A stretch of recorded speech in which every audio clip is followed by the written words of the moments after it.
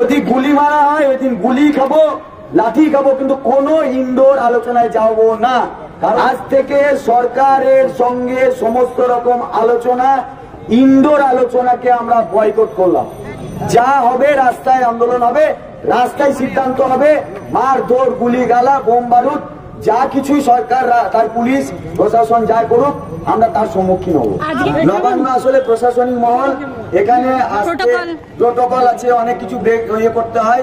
আমরা ঘরোয়া লোকের মতো এরপরে আমরা কালীঘাটেই যাব এবং ঘরোয়া লোকের মতো গিয়ে ঘরোয়া কথা বলবো। আমরা রাস্তায় বসে থাকবো এবং আত্মীয় হলে যেমন ভাবে আমাদেরকে স্বাগত জানাতে হয়, আমরা চাই মুখ্যমন্ত্রী সেরকম স্বাগত জানিয়ে আমাদের সামনে এসে বলুক ঠিক আছে তোমাদের আপ্যায়ন করছি যোগ্যদের তালিকাতে।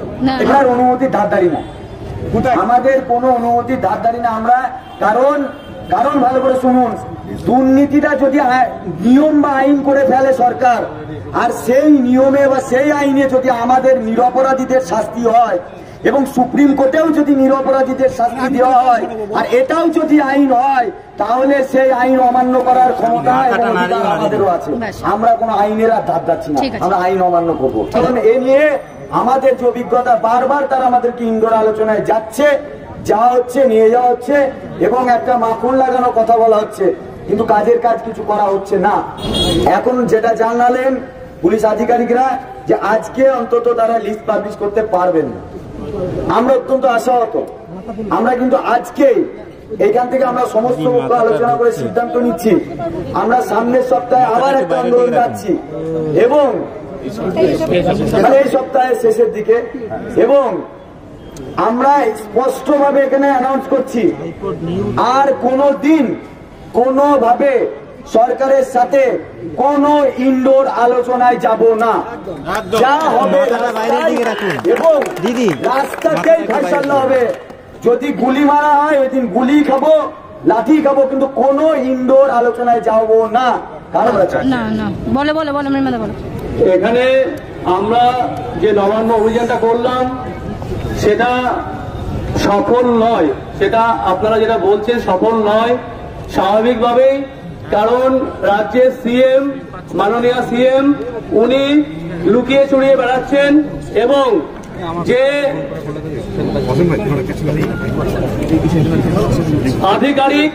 আধিকারিক ওনার কাছে টাইম নেই, উনি 10 মিনিট টাইম দিয়েছেন এবং উনি খুব ব্যস্ত। আমি একটা কোশ্চেন রেখেছিলাম, আপনি ব্যস্ত থাকবেন সেটাই স্বাভাবিক, আমরা ব্যস্ততার মধ্যে থাকা উচিত। আমাদের যে জায়গাটা আপনারা দাঁড় করিয়ে দিয়েছেন তার জন্য আপনারা একমাত্র দায়ী।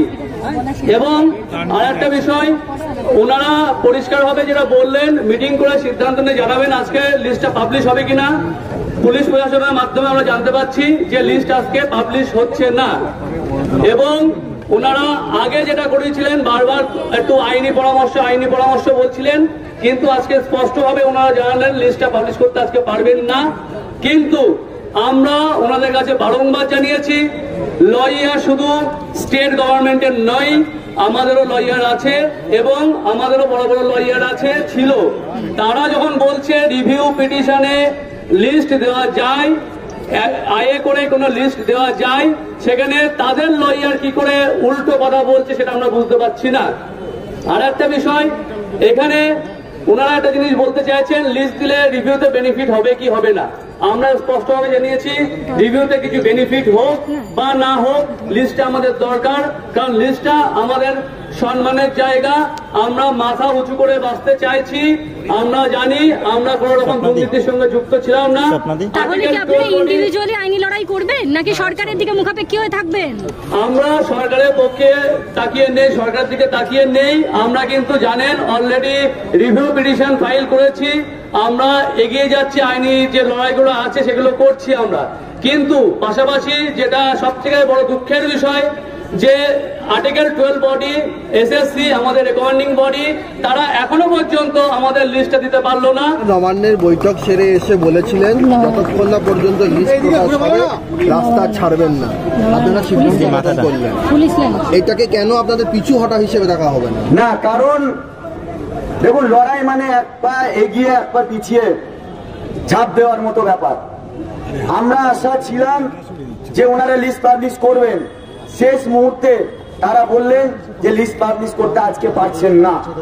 আমরা এই সপ্তাহের শেষে যেহেতু আবার আন্দোলন ডাকছি, মাঝখানে আমরা অপেক্ষা করছি তারা আজকে না পারলে কালকে বা পরশু পারেন কিনা, এবং এটাই আমাদের শেষ এবং শেষতম সুযোগ দেওয়া।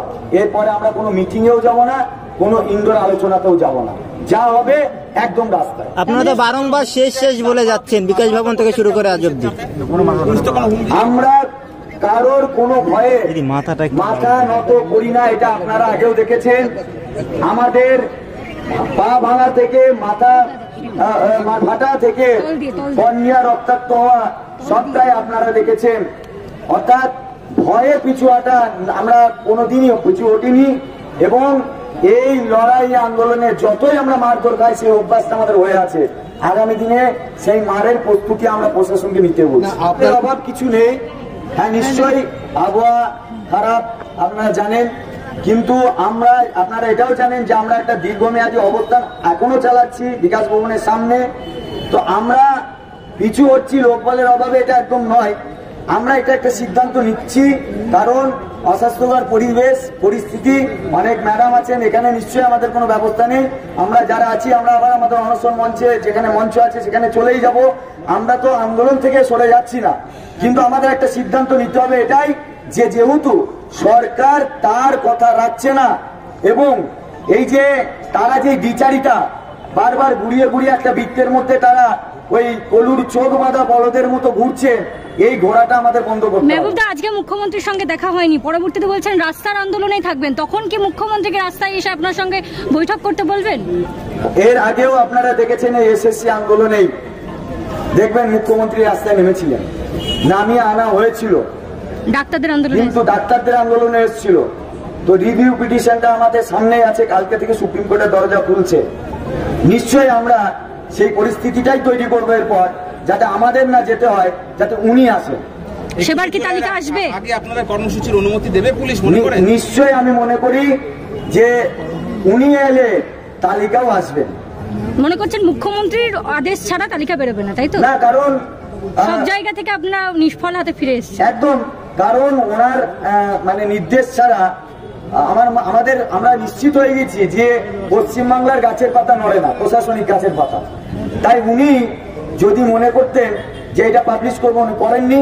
আমরা ইন্ডোরেও দেখেছি ওনাকে যখন বলা হয়েছিল যে আপনি লিস্ট পাবলিশের কথাটা বলুন দাঁড়িয়ে, উনি বলেছিলেন সেটা সুপ্রিম কোর্ট বলবে। সুপ্রিম কোর্ট বলবে না, আপনি বলুন, আপনি লিস্ট দিন, এটা আমাদের বারবার দাবি।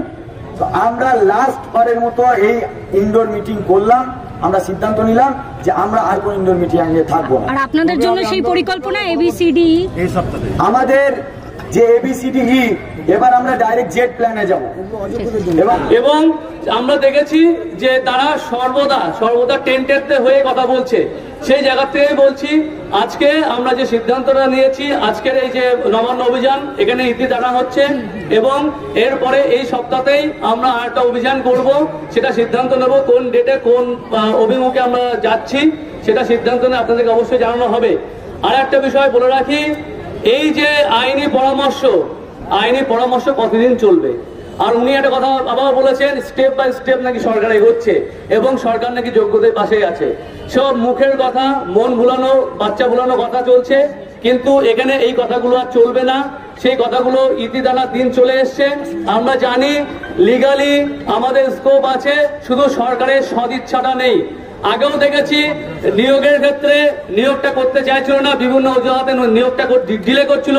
এখন দেখা গেল বিভিন্ন অজুহাতে লিস্ট না দিয়ে আমাদেরকে সেই যোগ্য অযোগ্য সেগ্রিগেট পুরোপুরি লিস্টটা না দিয়ে, সার্টিফাইড লিস্ট না দিয়ে সেই জায়গায় আমাদেরকে রাস্তায় নামিয়ে দিয়েছে, এবং তাদের পরিকল্পনা আছে এইভাবেই আলটিমেট আমাদের উপর ঢাল করে যদি অযোগ্যদের বাঁচানো যায়, বা অযোগ্যরা না বাঁচলে যা যোগ্যরা মরে যায়।